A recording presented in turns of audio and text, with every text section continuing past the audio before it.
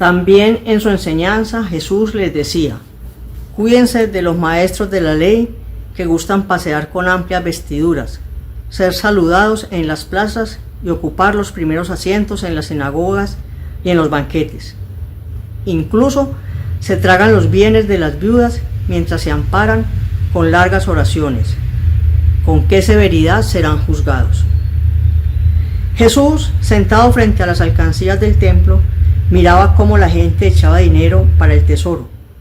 Los ricos daban grandes limosnas, pero también llegó una viuda pobre y echó 2 moneditas de muy poco valor. Jesús entonces llamó la atención de sus discípulos y les dijo: les aseguro que esta viuda pobre ha dado más que todos ellos, pues todos han echado dinero que les sobraba. Ella, en cambio, ha dado lo que había reunido con sus privaciones, eso mismo que necesitaba para vivir. Muy buenos días, familia del cielo, Dios uno y trino, Mamá María. Infinitas gracias les doy por el inicio de este día en su compañía, en su presencia, y especialmente por tu palabra que nos invita a seguir caminos de santidad y de salvación. Gloria al Padre, al Hijo y al Espíritu Santo, como era en el principio, ahora y siempre, por los siglos de los siglos. Amén. Qué alegría encontrarnos de nuevo. Soy Leonor Rubiano, de la familia misionera Verbum Dei en la ciudad de Pereira. Y hoy estamos orando con el Evangelio de Marcos 12, del 38 al 44.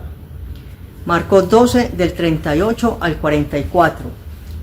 Y también tengo como lectura de apoyo la primera del día de hoy, que está tomada del libro de los Reyes, el primer libro de Reyes, del 17, capítulo 17, del 10 al 16.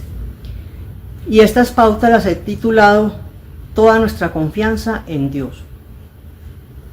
Y es que estas dos lecturas se conectan sabiamente, porque las dos nos van a hablar de la situación de 2 viudas que creen y confían en la palabra de Dios. En el primer caso, en el libro de los Reyes nos narra la situación de Elías, que ustedes recuerdan que él viene huyendo de la persecución por su anuncio, ¿cierto?, por cumplir su misión de profeta, y entonces llega a una tierra pagana, muy cansado, y ahí se encuentra con una mujer que está ya también casi sin nada, y él le pide comer, pero ella le dice que solamente tiene un poquito de harina y aceite para ella y su hijo, y que hará un panecito y se echará a morir porque no tiene más, ¿cierto? Esto es en la ciudad de Sarepta.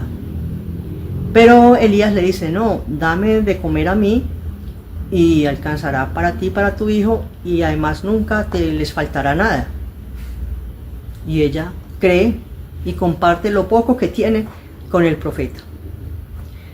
En el segundo caso, vemos, ¿cierto?, esta situación en el templo, donde están, digamos, el sitio donde colocaban las ofrendas, el tesoro, y habían personas que daban muchísimo ofrenda, y hay una pobre señora que da apenas 2 moneditas, y esa precisamente es la que llama la atención de Jesús. Y entonces él se dirige a los apóstoles y les dice que ella ha dado más que todos los demás, y parecería, cierto, como paradójico. O sea, a primera vista uno diría: ¿cómo así que la que dio 2 moneditas dio más que los demás? Pero Jesús les explica por qué, ¿cierto? Porque ella dio todo lo que tenía para vivir, dice en el versículo 44, dio todo lo que tenía para vivir, o sea, no, mientras que los otros daban de lo que les sobraba. Entonces, al orar estas 2 lecturas, vemos una gran enseñanza sobre la fe y lo que significa depositar nuestra confianza en Dios. Hacer vida, ¿cierto? Que esa fe, que esa confianza se haga vida en la medida en que nos abandonamos a su santa voluntad, ¿cierto? Lo que se traduce en creerle a Él, ¿cierto? Creer en Dios, pero también creerle en su promesa, en su palabra. Por eso he llamado estas pautas así, ¿cierto? Toda nuestra confianza en Dios. Recordemos que en aquel tiempo las viudas, los huérfanos, los enfermos, los niños inclusive, socialmente era lo que hoy en día el Papa Francisco llama los descartados, o sea, eran como los relegados, no podían asistir a muchos sitios ni a muchas reuniones. Entonces precisamente mire que las protagonistas de las lecturas de hoy son mujeres y viudas. Allí también digamos que hay una intención, ¿cierto? Porque estos descartados son justamente los predilectos de Dios, porque aunque socialmente sean rechazados o ignorados, están en el corazón de Dios. Hay un documento que publicó el Dicasterio para la Doctrina de la Fe a principios de este año que se llama Dignitas Infinita, o sea, como sobre la dignidad infinita, y retoma como eje central la dignidad humana, ¿cierto? Toda la reflexión del documento sobre la dignidad humana, la manera de verdaderamente de comprenderla, en fin. Entonces, dentro de esos a veces malos sentidos de la dignidad, se le toma como por el lado social, ¿cierto? Como que si las personas que tuvieran más fueran más dignas. Pero en realidad lo que nos hace dignos es saber que estamos hechos a imagen y semejanza de Dios, como nos dice el Génesis, ¿cierto? 1:26, somos imago viva Dei.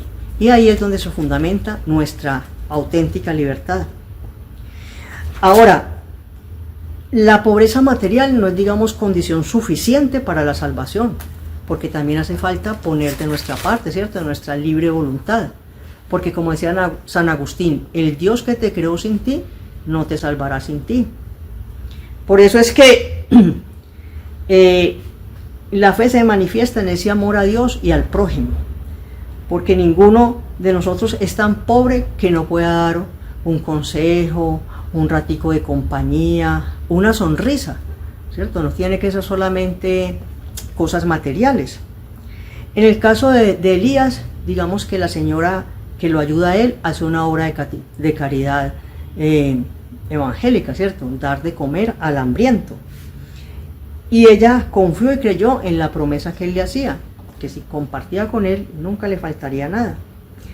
Y en el caso de la señora que da las 2 moneditas, esas monedas pueden representar las 3 virtudes teologales, ¿cierto? En primer lugar, la caridad, la fe, pero también la esperanza estaría implícita allí, ¿cierto? En esas, o sea, se juntan las 3 virtudes teologales, porque ella confía en que nada le faltará, espera que nada le faltará. Y estas virtudes sabemos que son básicas para el creyente. Entonces la unidad entre la fe y el amor es lo que Jesús enfatiza cuando le dice a los discípulos que ella dio lo que tenía. ¿Qué tenía ella en su corazón? Mucho amor y mucha fe. Esas serían las 2 moneditas. Porque ante Dios lo que vale, lo que pesa, no son los asuntos materiales, sino lo que hay en nuestro corazón. Para Él, nada de lo que hagamos por el reino, con sinceridad, por amor a Él, a nuestro prójimo, ningún gesto de bondad queda sin dar fruto. Y así lo dice en Mateo 19:29, donde nos promete el 100 por 1 cuando actuamos, ¿cierto?, con amor, como Él nos lo pide. Y así a la primera mujer nunca le faltó nada, y lo más seguro es que a la segunda tampoco. Recuerdo hace muchos años que una vecina tenía un único hijo, y entonces ya era un poco tarde, y otra vecina le preguntó: venga, usted no se preocupa de mire ya la hora que es y su hijo no ha regresado. Entonces ella con toda naturalidad y tranquilidad le dijo: amiga, ¿y entonces para qué es que uno reza? Y a mí de verdad que todavía esas palabras me resuenan, ¿cierto?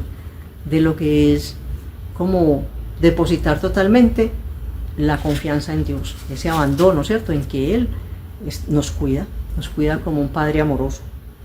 Entonces hoy en oración los invito a que nos preguntemos: ¿qué tanto confío en Dios? ¿Qué tanto le creo? O más bien quiero garantizar y solucionar mis situaciones con los medios materiales, con los medios que tengo, tratando de resolver situaciones que muchas veces van mucho más allá de mis capacidades. pidamos a Mamá María que permitamos que Dios sea Dios, como lo hizo ella, que sea Dios en nosotros, para que su palabra se haga vida. Que nuestra amada Trinidad nos ayude a abandonarnos en su santa voluntad, no tanto para las cosas materiales, sino para no desfallecer en los momentos de tribulación, de duda, de tristeza, de oscuridad, sabiendo que Dios está siempre a nuestro lado, si depositamos en su corazón nuestra fe y caridad, para ser testigos de su misericordia con los más necesitados de su amor.